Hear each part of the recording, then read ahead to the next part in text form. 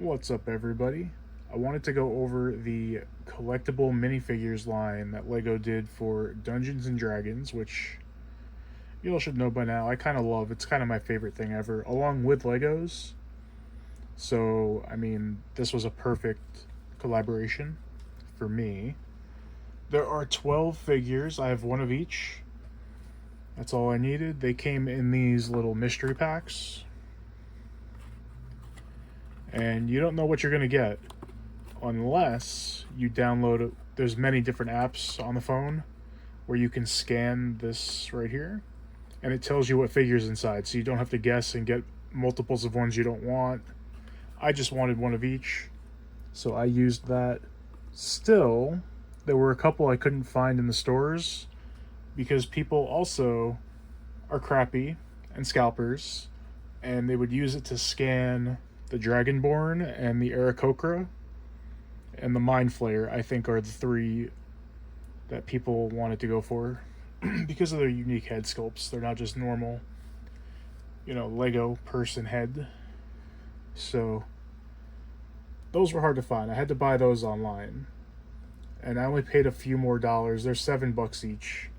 I only paid a few more dollars for each one, so it wasn't too bad. The rest I found in Target and Walmart and CVS. So what I'm going to do is I'm going to go through each one and explain what creature or character they're representing.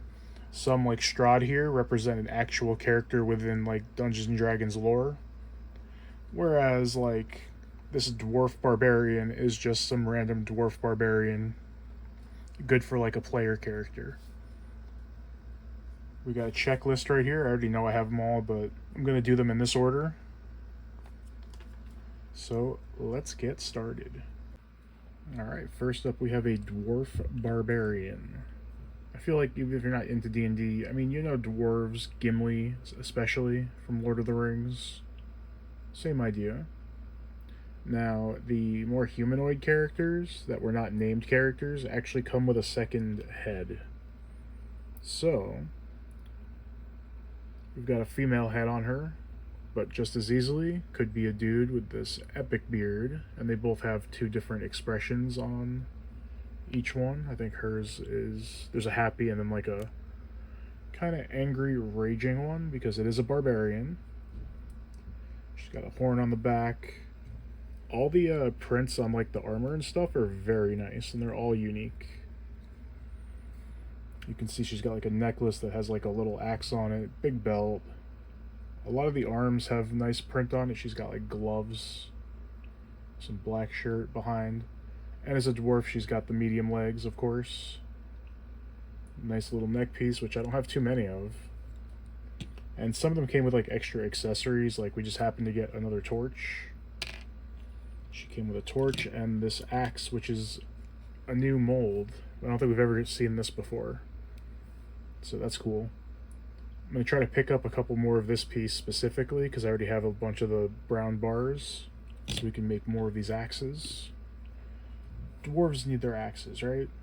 I also didn't mention before, but they each came with their own little stand. When it comes to the collectible minifigures lines, they all come with like just basic black stands just like this, but this added for D&D a little cobblestone design, which is really cool. Next up we have a Gith Yankee or a Gith Warlock. The Gith race. I honestly haven't used them or done too much research in my Dungeons & Dragons career, quote unquote. But if I remember right, they are essentially from another planet. They're pretty much aliens. They're pretty prevalent in Baldur's Gate 3. Lae'zel, one of the main characters, and a lot of her people are in that game. This is the only one that has the original yellow skin for LEGO minifigures. Pretty cool because their skin is usually like yellowish green, so it works. With the ears, you could also use this for an elf.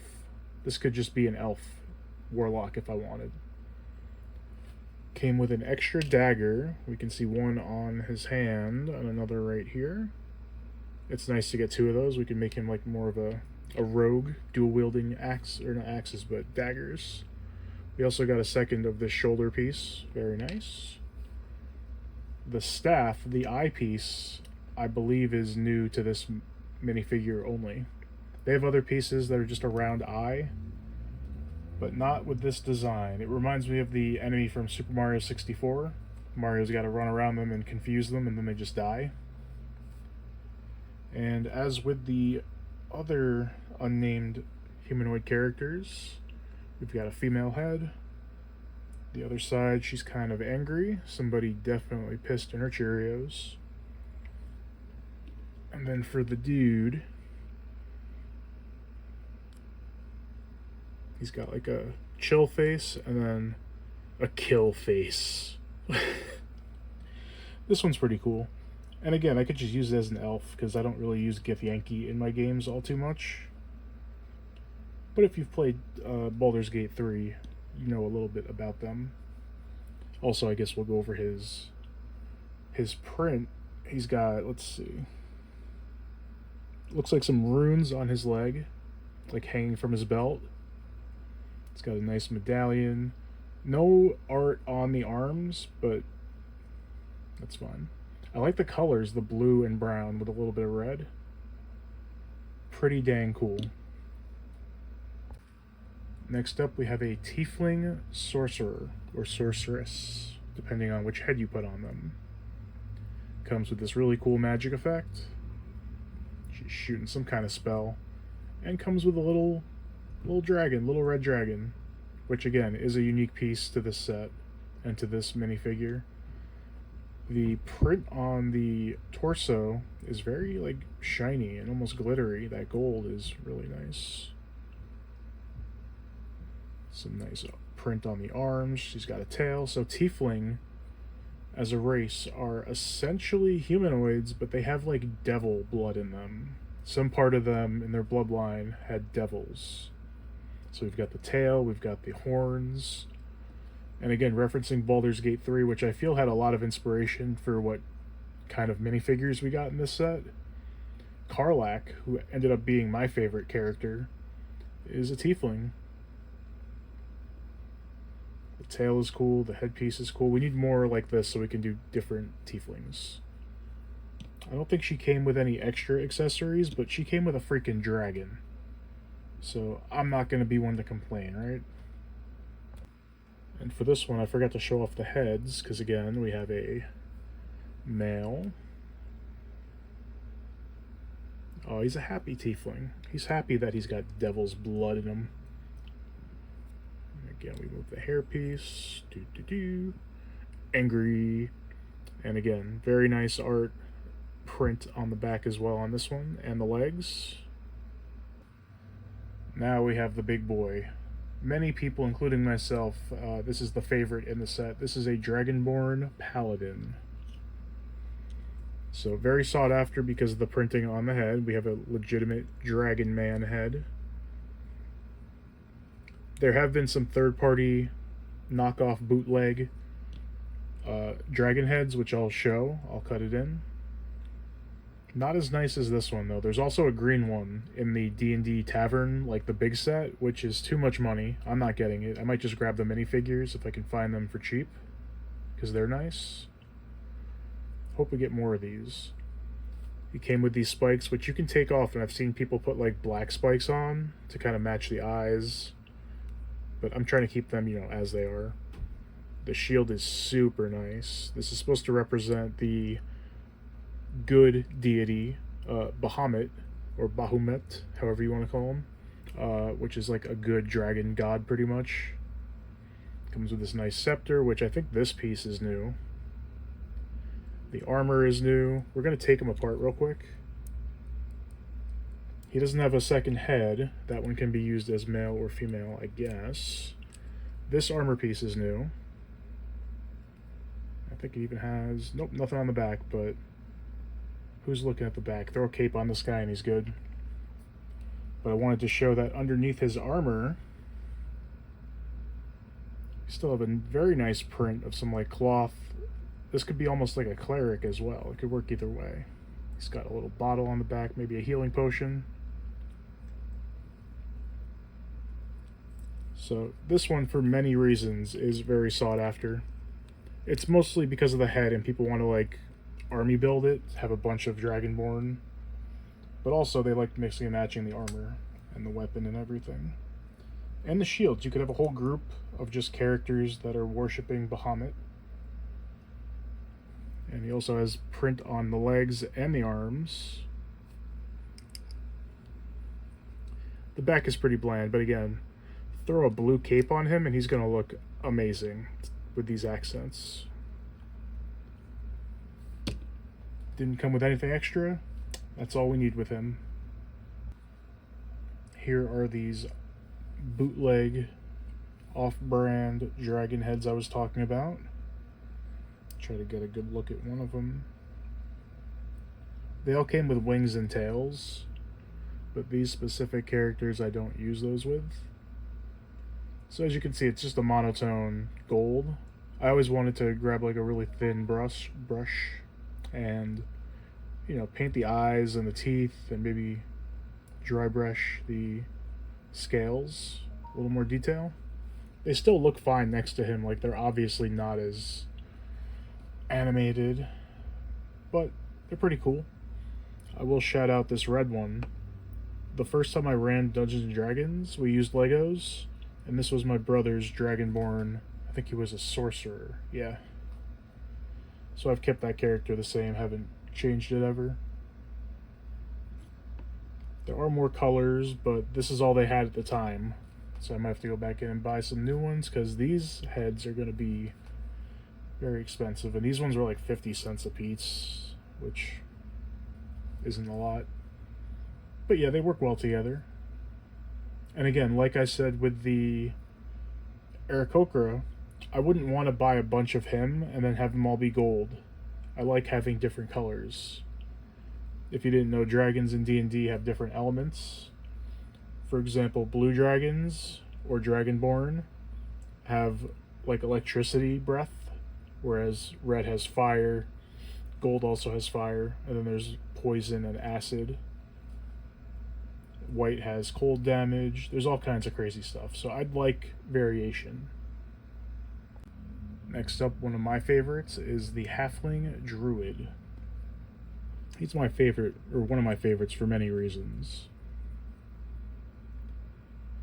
So again, the print on the torso and I guess the legs, I don't think we've had a green, dark green before, but it's all unique. The helmet, unique. The bird is a different color of the birds that were built just like that one. Even the cloak, I think, it's brown on the inside, green on the outside. And again, he's one of the ones that comes with an extra friend. We had the dragon before, we're going to have a few more in the future. Take this off. I like the, what do you call this? This is not mutton chops, because those are sideburns that stop before the beard. It's got an interesting look.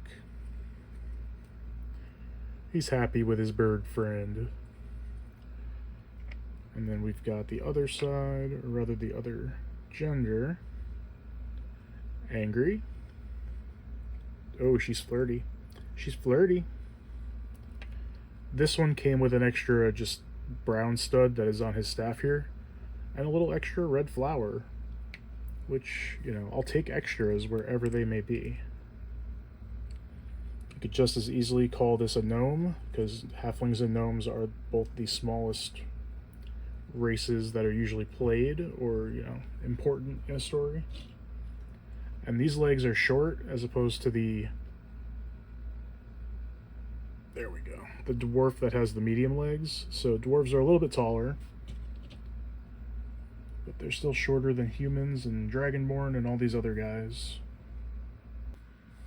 Next up, we have a fan favorite, one of my favorites. It's essentially a bird humanoid. You can play as them in D&D, but they're usually banned or nerfed because they can fly. This guy would be very annoying because he would just fly and shoot with arrows. You have to use magic or arrows to hit him back. But they're called Aarakocra, and this one's a ranger. Again, this is sought after because of the unique head sculpt. It is a bald eagle. Although Aarakocra can represent a bunch of different birds. And his wings go on just by taking the head off.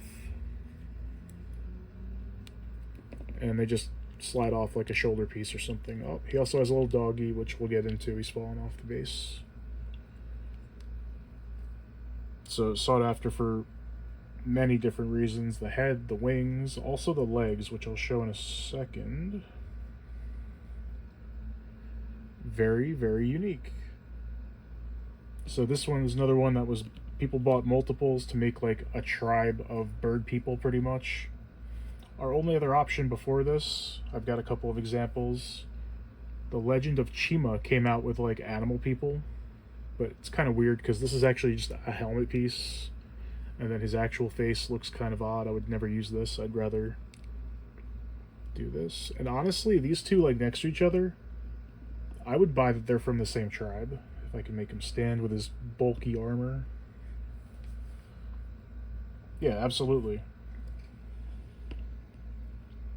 These are all from the same, not exact set, from the same series. I think these together can be like a hunting Aarakocra tribe or something. This one's also cool because it comes with this very nice like orange and green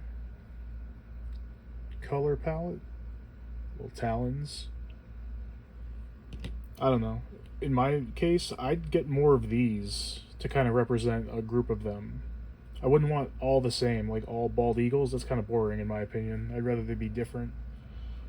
The wings connecting like that is very nice because these guys, they come with an armor piece and then there's some clips you gotta put wings on.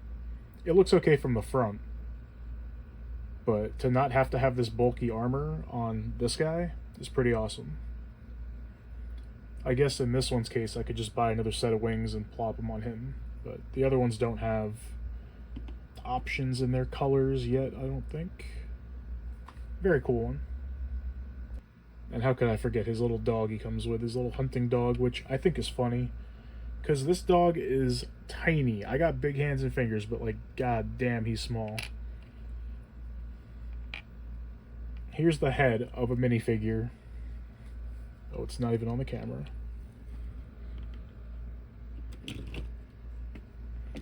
That's a small little dog. I wouldn't have minded if they gave him like a bigger dog or even like a wolf. Because I don't buy this little guy like as a hunter. Maybe he's being trained. Another very popular one. Oh, this one's pretty basic. This is our Mind Flayer again. A very important and iconic character in Dungeons and Dragons, and especially in Baldur's Gate 3. They're kind of like the main antagonists for the most part. They're all over the place. So they got their squid tentacles on their head. The actual like piece, the torso and everything, very nice, very decorative. Even the bottom dress part and the part in front has nice details as well, and the arms. Another character that people bought a bunch of to either scalp or to army build a bunch of mind flayers because they usually live in a colony and they like to eat brains, and they have these little pets called intellect devourers, little brains with arms. And just like mind flayers, they love to eat brains, so I'm sure people wanted to get a bunch of these as well. There's not too much to say about this one. It's very nice, very basic, very iconic monster.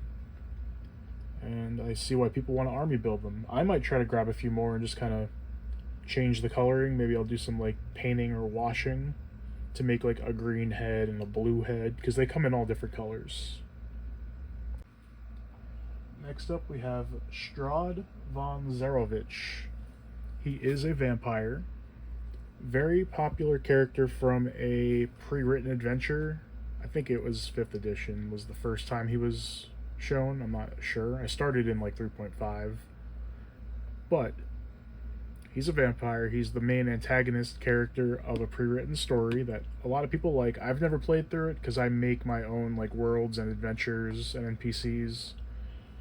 But he could show up in my world, or he could just be a random vampire. Comes with a sword, which it's a pretty basic sword.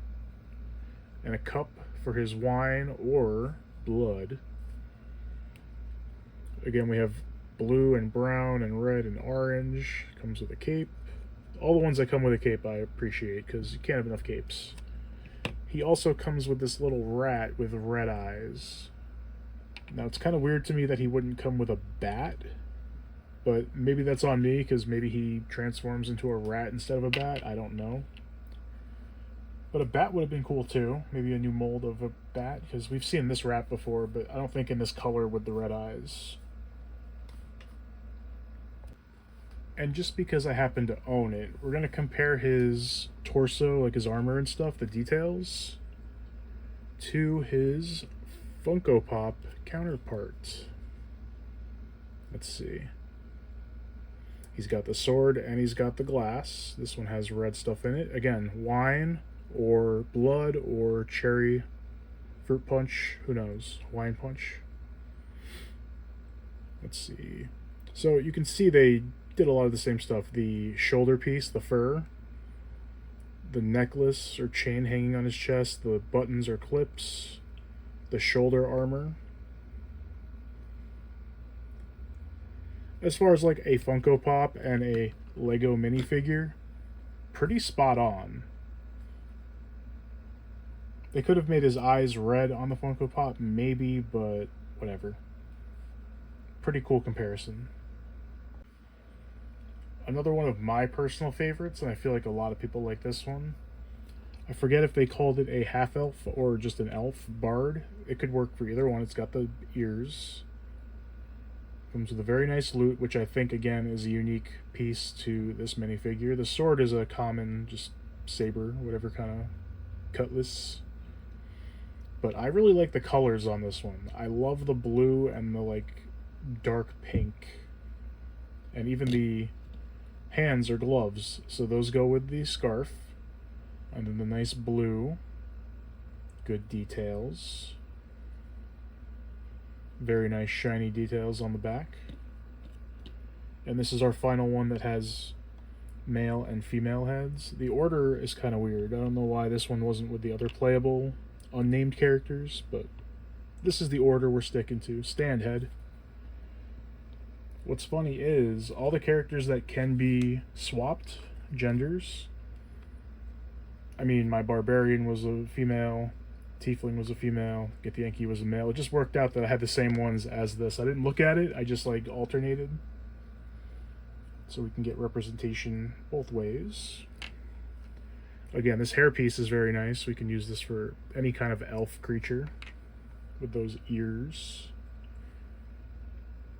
Got the happy face, and then also, I don't know if it'll show up, but she has like silver sparkly lipstick. It's almost like a bluish silver. It's very nice. And then the other side, she's singing. And honestly, I might swap it to that from now on. Let's see. Turning her head. It's a little snug because of the scarf thing. But there we go. If you're not in combat with a bard, well, I mean, even if they are in combat, they're going to sing. So there you go. She is singing. Let's give her some hair. Super cool. On the male, same thing. We have a smiley face, and then we have a... She's like rocking out, like she's doing some death metal. And he's just like Frank Sinatra over here, just singing silky smooth. I like both of those heads a lot. And we showed off the armor, how nice the torso goes with the scarf and everything. Next up, we have the Lady of Pain. And I believe this character is from like older generations or versions of D&D, different adventures, older adventures. I mean, I like it because if you don't know, orange is my favorite color, and holy crap does she have a lot of orange. Very unique cape piece. She comes with this little clear thing to illustrate that she is floating. I don't know what that is, some sort of rune or something. The armor's very nice. This is meant to represent the rest of her head. Her actual head is actually a helmet. There's actually nobody underneath there. It's just to make sure this can stay. Now that I'm looking at it, this part reminds me of like the Statue of Liberty and the crown. Oh my god, let me get that extra torch and maybe we'll make the... And a book? I might try to do like a Statue of Liberty minifigure. She came with extra pieces for the rune. Just useful pieces to have, I guess. These little 1x1 translucent ones I always like use as like crude gems. Not much else to say about this one. I don't know the history, but pretty cool. This next one is another named character that I'm not familiar with. I've got his name right here. It's Zaz Tam. S-Z-A-S-S. He's got ass in his name. And then T-A-M as like the second part of his name. Zaz Tam.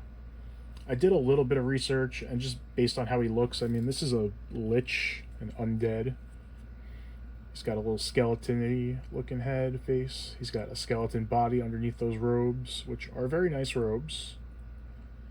He comes with this head, like, collar piece, as well as the cape. They're two different parts. Comes with a little fire or red magic effect, which I have a ton of already. And I think this unique head is... see if I can get it to show. You can see it, right? It's got a little skeleton face on it. And it can go on his neck if you wanted to make him just a red skeleton ghoul thing. Let's see if I can get the head off without the collar part being annoying.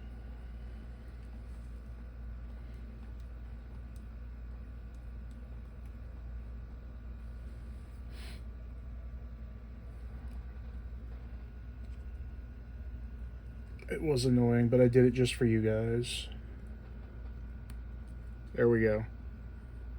It's kind of hard to see his, like, mouth at that point. Looks more like a mustache with, like, a big mouth. I don't know. But that's Zaz Tam. Our final minifigure is another named character. This is Tasha. She is a witch. She's got a little spell book. Her armor, we'll take the spellbook off so we can see the details. Very nice, works very well together with like a gray robe. The arms have little leather buckles, belts on it. People like to take these arms off and put them on like soldiers. But for these I'm going to keep them all the way they were meant to be. And if I use them in a game, this will be a witch, you know. Comes with a little cauldron and a little purple fire piece. That actually, there's no like stud in the bottom that holds it there, but it's wide enough where it just kind of locks in, which is nice. And we got a bonus one. It doesn't fit in there though. And Tasha is, I don't know when Tasha became a thing in D&D, but we have a book called, let's see if I can get it. Ooh, Tasha's Cauldron of Everything. Just a book that has extra supplements, more like classes and items and all kinds of stuff. And then also there's a spell called Tasha's Hideous Laughter, which is one of the more fun spells to use. So let's see. If she casts Tasha's Hideous Laughter on this dwarf and she fails her saving throw, this dwarf falls to the ground and it starts laughing uncontrollably. So they're basically stunned. As long as you don't hit them and break them out of it, she's staying down and laughing. Then you can deal with bigger threats. So it's a fun spell to use. That's about all I know when it comes to her. Alright, to end off this video, I'm not going to rate each and every one of them, but I will show maybe my top 5. So we definitely have Dragonborn Paladin. We definitely have the Half-Elf Bard. I really like the Dwarven Barbarian. Barbarians are not normally a class I enjoy playing. They seem kind of boring to me usually because they're just big sacks of hit points and they do a lot of damage and they take very little damage. But, I don't know, something about the dark skin color with the black and the red and the neck piece The fur looks so freaking cool. Gotta have the air Kokra. And I think the halfling druid. Might be druid bias. I love druids, and monks are my favorite class. Just because I have a monk here. Here's a little Easter egg at another video I might put out. Is with just the pieces I had, not these pre-made miniature or minifigures, I made one of each class out of my own Legos. So here's my monk. Monk, you know, he knows kung fu. He's gonna smack and punch and kick the crap out of you.